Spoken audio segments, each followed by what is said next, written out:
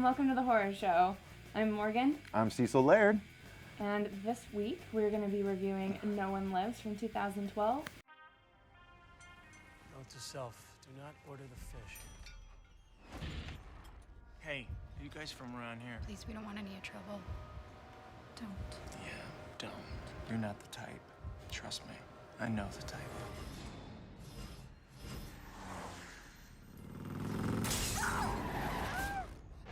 Where are we? Last place on Earth.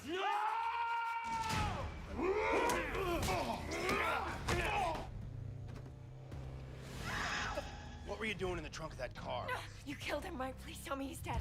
He's gonna come and he's gonna kill you all.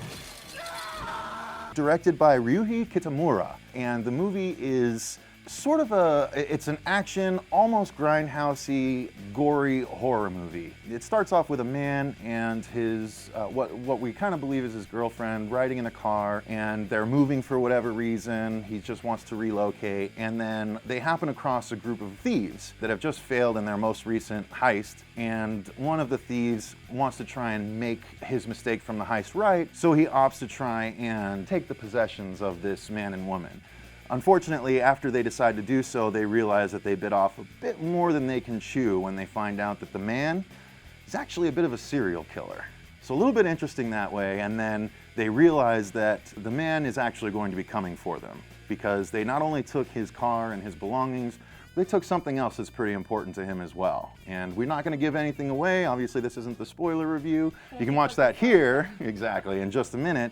But for the time being, we're gonna let that go because we don't want to ruin a movie if you guys really want to check it out. And this one, trust me, is very much worth checking out. Exactly. So, you know, I actually wanted to start by talking about the acting. I was very impressed. Driver, who is the main character, that's his name, he is played by Luke Evans, who everyone might know from, he was recently the bad guy in the Fast and the Furious 6, and he played Bard. Is it Bard, Dave?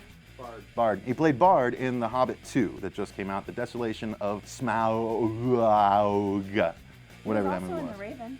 He was in The Raven, yes, absolutely. Serial killers deal in singularities. I'm a numbers guy, which makes me a total psychopath. The acting's great, you know. I feel like all of the characters are really believable and not too cheesy and over the top. Right.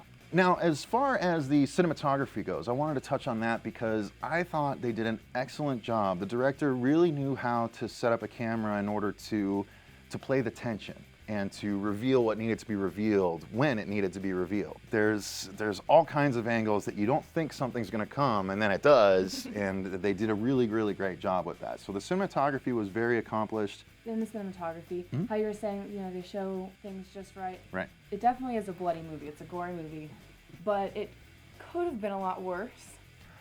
I think that they shot it in a way that you get the picture, you get just the enough picture. It's not without getting too much. Yeah, it's not top. totally over the top, but it is gory. I mean, don't expect it's not like Saw levels of gore.